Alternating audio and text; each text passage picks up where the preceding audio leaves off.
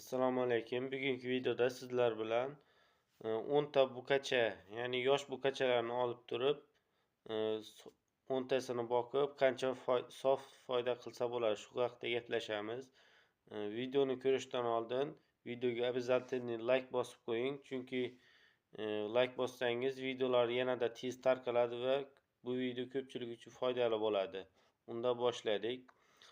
Hozirgi qishloq sharoitidan kelib chiqib aytaman.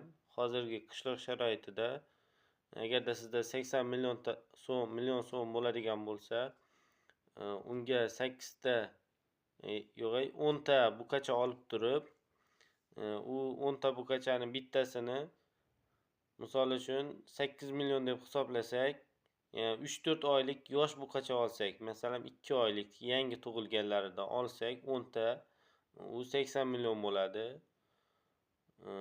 80 million 80 millionga olingan o'sha buqachalarni boqish jarayonida esa, ya'ni har oyda 1 milliondan yem yegan taqdirda ham 10 tasi uchun 1 million yem har oyda.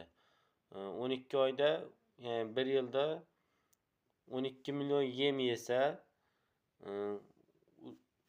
semirish jarayoni yaxshi bo'ladi va semiradi. Buqachalar katta buqa bo'lib, 2 yil boqsak, 2 yilda 32 million so'mga sotiladi bittasi. Agarda 10 tasini o'sha 10 tasini 2 yilda sotsak, taxminan 32 million. 32 millionga bittasini sotsak, qolgan 10 tasini ham 32 millionga sotsak, jami 320 million foyda olamiz. Boring 320 milliondan 24 millionni olib tashlasak, ya'ni yegan yemlarni olib tashlasak ham 296 million sof foyda qolyapti.